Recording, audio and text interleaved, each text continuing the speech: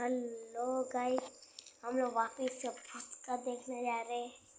चलो देखना चालू करते हैं। साल था 1812। ब्रिटिश अफसर जॉन हेनरी ब्लेयर अपने दस्तावेजों में कुछ अजीब बातें दर्ज कर रहे थे। उन्होंने लिखा, गंगा नदी के तटवर्ती गांवों में लोग एक जल प्रेत से बहुत ज्यादा डरते हैं जो रात में नाविकों को आवाज देकर बुलाता है। They call it Pandubba, the drowned one. पर क्या ये सच था या फिर केवल एक अंधविश्वास? ब्लेयर ने इस कहानी के पीछे छिपी हुई सच्चाई को सबके सामने लाने के लिए बहुत कोशिश की, लेकिन उनके हाथ कुछ नहीं लगा। पर शायद ब्लेयर को इस बात का जरा भी अंदाजा नहीं था कि पंडुब्बा जैसा ये नाम आने वाले 100 साल तक बिहार की नदियों में गूंजेगा और डर बनकर लोगों के दिलों में जिंदा रहेगा। आज मैं आपको बताने वाला हूँ एक ऐसी घटना जिसे सुनने के बाद अब कभी भी रात में और अकेले में किसी नदी या तालाब के किनारे नहीं जाओगे। बचपन में हम सभी ने ऐसी भूत प्रेत वाली कई कहानियां सुनी है, जिन्हें मैं भी हमेशा ध्यान से सुनता था। कुछ कहानियां इतनी डरावनी होती थी कि उनसे मैं डर जाता था और कुछ इतनी दिलचस्प होती थी जिनसे पीछा छुड़ाना मुश्किल होता था। लेकिन इन सब कहानियों से मुझे एक चीज जरूर सीखने को मिली कि कभी भी अगर किसी नई जगह पर जाओ ना,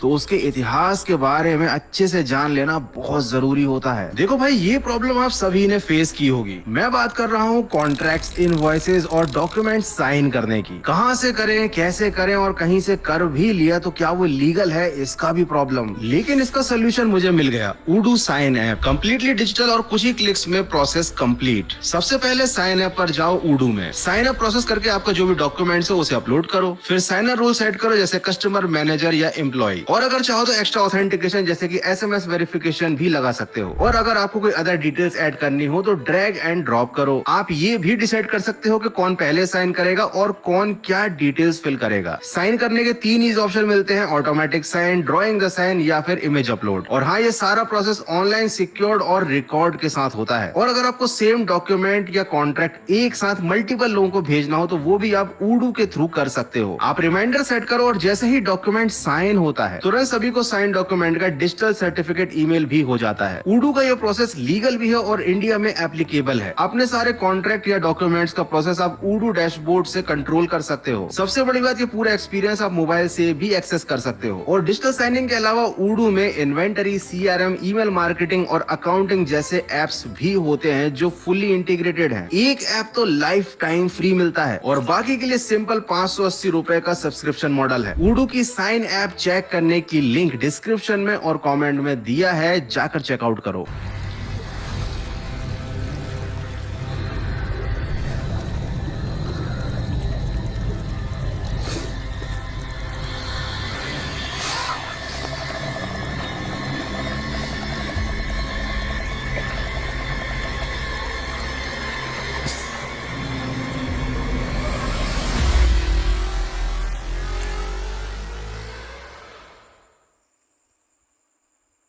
साल था 1979। बिहार के गया जिले के एक छोटे से गांव में रात गहरी और चुप्पी से भरी थी। तालाब के पास सिर्फ पानी की हल्की सरसराहट और दूर झिंगुरों की आवाज सुनाई दे रही थी। चांद की रोशनी पानी पर तैरती हुई काई से ढकी सतह पर पड़ रही थी और हर चीज भयानक सन्नाटे में डूबी हुई थी। हवा में एक अजीब सी ठंडक थी, जैसे कि कोई अदृश्य आंखें लगातार तुम्हें घूर रही हों। लेकिन इन सब चीजों को नजरअंदाज कर इसी तालाब के किनारे बैठा हुआ था अर्जुन, और उसकी सांसें बहुत तेजी से चल रही थी। उसके पूरे शरीर में एक डर फैला हुआ था, लेकिन साथ ही उसके हाथ में थी एक प्लास्टिक की बोतल और एक बीड़ी।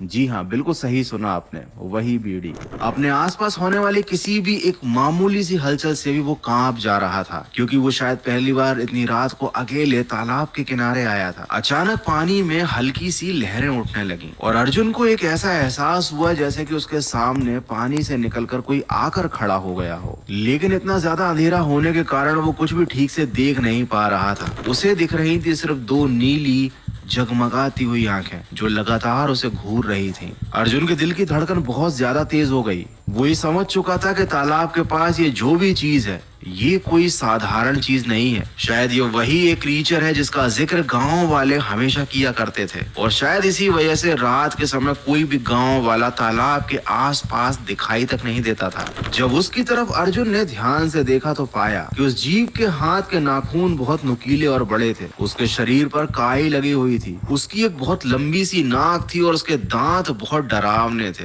बिल्कुल किसी राक्षस की तरह। और तभी उस जीव की तरफ के अंधेरे में से अर्जुन को एक आवाज आती है, कौन है वहाँ, जरा अपनी बीड़ी तो दे। अर्जुन का खून जम गया, क्योंकि ये वही पंडुब्बा था जिसके बारे में गांव वाले उसे बताया करते थे। पंडुब्बा बहुत धीमी धीमी आवाज में उससे बीड़ी मांग रहा था, और उसके हाथ में, मतलब अर्जुन के हाथ में जो बोतल थी उसमें रखी हुई शराब वो मांग रहा था, और धीरे धीरे वो उसके करीब आता जा रहा था। अर्जुन के दोनों हाथ पैर जम से गए थे। पंडुब्बा उसकी तरफ लगातार बढ़ रहा था। वो वहां से भागने की कोशिश तो कर रहा था, लेकिन उसका शरीर उसका साथ नहीं दे रहा था। लेकिन आखिर अर्जुन इतनी खतरनाक जगह पर इतनी रात को कर क्या रहा था? बेसिकली आज के दिन अर्जुन का बर्थडे था। वो गाँव में अपने बर्थडे को कुछ अलग तरह से सेलिब्रेट करना चाह रहा था, क्योंकि आज वो 18 साल का होने वाला था। तो वो खुद को बड़ा महसूस करने के लिए शराब पीकर और बीड़ी पीकर अपना बर्थडे मनाना चाहता था। हालांकि ये दोनों चीजें इतनी खतरनाक हैं कि पंडुब्बा अगर उसके साथ कुछ ना भी करे तो भी अगर अर्जुन ये सारी चीजें पीना शुरू कर देता है तो आने वाले टाइम में उसका हाल बुरा ही होने वाला है। और ये ज्ञान मैंने इसलिए तुमको दिया है क्योंकि इस चैनल के माध्यम से हम किसी भी इस तरीके की एक्टिविटी को प्रमोट नहीं करते। अब यहाँ तालाब के किनारे अर्जुन तो डर के मारे जम गया था। पंडुब्बा धीरे धीरे उसके नजदीक आ रहा था। वहीं उसके घर पर रात के करीब 11 बजे सब लोग सो चुके थे। उसकी माँ सुनीता को नींद नहीं आ रही थी। उसे ऐसा लग रहा था जैसे आंगन में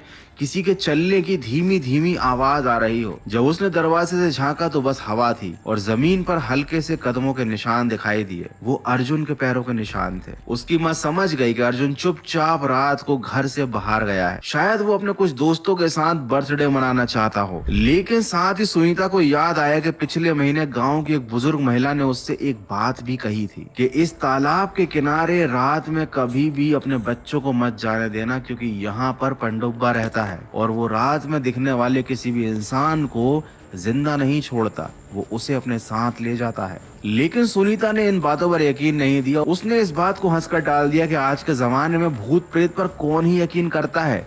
ये सब वो कहानियां हैं जो बूढ़े लोग टाइम पास के लिए सुनाया करते थे। लेकिन उसके द्वारा कही गई यही बात आज रात में उसके कानों में गूंज रही थी, क्योंकि उसे अब अर्जुन की चिंता हो रही थी। उसका दिल बार बार कह रहा था कि कुछ तो गड़बड़ है। सुनीता को इस बात का बिल्कुल भी अंदाजा नहीं था कि उसका बेटा अर्जुन आज की रात एक ऐसी गलती कर बैठा है जो शायद या कहे तो डेफिनेटली उसकी जिंदगी की आखिरी गलती है। अगली सुबह अर्जुन के गायब होने की वजह से उसके घर वालों ने गांव वालों के साथ मिलकर उसे ढूंढने की कोशिश की। जब हर जगह ढूंढने पर भी वो कहीं नहीं मिला तो सबकी चिंता बढ़ती जा रही थी। फिर हिम्मत करके सभी लोगों ने उस गाँव के तालाब के पास जाने का फैसला किया। ध्यान से देखने पर उन्होंने पाया कि तालाब के किनारे एक प्लास्टिक की बोतल और एक बुझी हुई बीड़ी पड़ी हुई है। किसी को कुछ नजर नहीं आ रहा था। तभी दूर एक बच्चे ने देखी तालाब के बीचों बीच तैरती हुई एक लाश। उसके मुंह, आंखें, कान और नाक में तालाब की गंदी काई भर चुकी थी। वो लाश किसी और की नहीं बल्कि अर्जुन की ही थी। सभी गांव वाले मिलकर जैसे तैसे करके अर्जुन की लाश को तालाब से निकालकर किनारे लाए, और उसका ये हाल देखकर वो सभी समझ गए थे कि अर्जुन के साथ कल रात जो कुछ भी हुआ उसके पीछे पंडुब्बा का ही हाथ है। ये तो केवल एक घटना थी जो अर्जुन के साथ हुई थी, लेकिन बिहार के कई ऐसे इलाके हैं जहां लोग पंडुब्बा नाम के इस भूत से बहुत ज्यादा डरते हैं। ऐसा कहा जाता है कि अगर कोई इंसान तालाब में डूब कर अकाल मृत्यु मर जाता है तो उसकी आत्मा को मुक्ति नहीं मिलती, बल्कि वो बन जाता है एक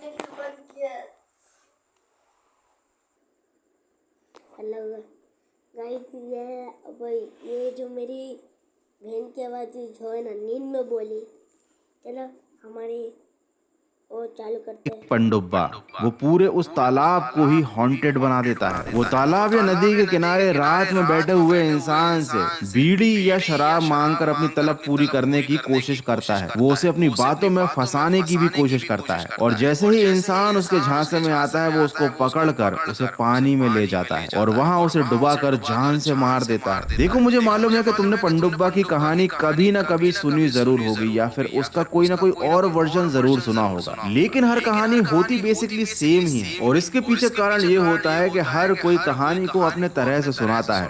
ये कहानियां पीढ़ी दर पीढ़ी आगे बढ़ती हैं, जिसे कहा जाता है ओरल ट्रेडिशन। ये ऐसी कहानियां हैं जो किताबों में नहीं है लेकिन लोगों की जुबान से पीढ़ियों तक बहती हैं। और इसी तरह इन लोक कथाओं का हर पीढ़ी दर पीढ़ी रूप बदलता जाता है। इसमें थोड़े थोड़े चेंजेस आते जाते हैं लेकिन डर वही रहता है। ब्रिटिश काल के दौरान भी इतिहासकारों ने वाटर स्पिरिट्स का कई बार जिक्र किया है। हालांकि उन्होंने पंडुब्बा नाम का इस्तेमाल नहीं किया था, लेकिन वाटर स्पिरिट्स भी ऐसी एंटिटीज ही होती हैं जो रात के समय पानी के किनारे आने वाले लोगों को डुबाकर मार देती हैं। ये ऐसी अशांत आत्माएं होती हैं जो किसी स्पेसिफिक तालाब या नदी में वास करती हैं। और बिहार में है ऐसी सबसे ज्यादा फेमस वाटर स्पिरिट पंडुब्बा। लेकिन भारत के कई हिस्सों में ऐसी कई आत्माओं का जिक्र मिलता है। जैसे आसाम में बाघ नाम का एक प्राणी पानी में लोगों को खींच लेता है। लोगों का ऐसा मानना है कि बाघ या फिर पंडुब्बा जैसे ये जो भी लोक कथाओं में मॉन्स्टर्स बताए जाते हैं, ये अंधविश्वास के नहीं बल्कि अनादर का प्रतीक होते हैं। ये हमें हमेशा याद दिलाते हैं कि कभी भी प्रकृति के नियमों से छेड़छाड़ नहीं करनी चाहिए और अगर कोई ऐसा करने की कोशिश करता है तो उसके परिणाम बहुत गंभीर हो सकते हैं। इसी वजह से आज भी गाँव में जब बच्चे नदी या तालाब में जाते हैं तो उससे पहले पानी के पैर छूते हैं और कहते हैं, हे जलदेव हमारी रक्षा करना। ये एक तरह से उस पानी के सोर्स को सम्मान देना हुआ। कई गांवों में अमावस की रातों में दिया जलाया जाता है नदियों के किनारे पर और ये भी इसी परंपरा का हिस्सा है ताकि नदियों तालाबों को सम्मान मिल सके और उनमें रहने वाली अशांत आत्माएं शांत रहें और गांव में रहने वाले किसी भी इंसान को नुकसान ना पहुंचाएं। देखो, अगर डर ही सही, लेकिन अगर इस तरह से ही लोग नदियों को, जल के स्रोतों को मतलब वाटर सोर्सेस को गंदा करना, पल्यूट करना बंद कर देते हैं तो भाई वोक रहने से ज्यादा अंधविश्वासी होना बढ़िया है। कम से कम इससे हमारे देश की नदियां और तालाब तो बचे रहेंगे। हालांकि ये सवाल सबके मन में उठता है कि पंडुब्बा जैसी लोक कथाएं वाकई में कभी किसी जमाने में सच्चाई हुआ करती थी या फिर ये सब केवल हमको डराने के लिए या मनोरंजन के लिए बनाई गई कहानियां थी। तो देखो, लोक कथाएं सिर्फ डराने के लिए नहीं बनाई जाती, वो हमें कुछ सीख देने के लिए, हमें कुछ करने से रोकने के लिए बनाई जाती है। पंडुब्बा जैसी कहानियों से बच्चे रात के समय अकेले तालाब या नदियों के किनारे नहीं जाते थे, जिससे वो जंगली जानवरों से, मगरमच्छों से या फिर गलती से पानी में पैर फिसलने से, डूबने जैसी घटनाओं से बच जाते थे। ये लोक कथाएं हमें इस बात की याद दिलाती हैं कि प्रकृति के नियमों का सम्मान करना आवश्यक है। प्रकृति के दिए हुए अनमोल तोहफों का, जैसे कि वाटर सोर्सेस का सम्मान करना भी जरूरी है। और जब हम ये सारी चीजें भूल जाते हैं, नजरअंदाज करते हैं, तो फिर प्रकृति हमें उसी की भाषा में जवाब देती है। तो कभी भी किसी नदी या तालाब के जब तुम किनारे जाओ ना और तुम्हें रात के समय ठंडी सी हवा आए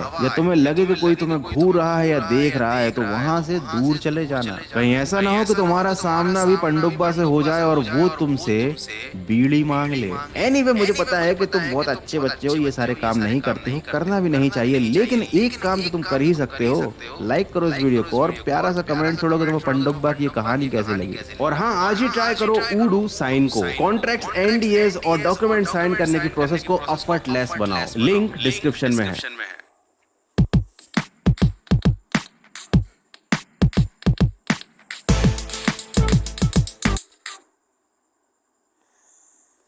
गाइस, आज की तुमको कहानी कैसी लगी वो कमेंट में बताना।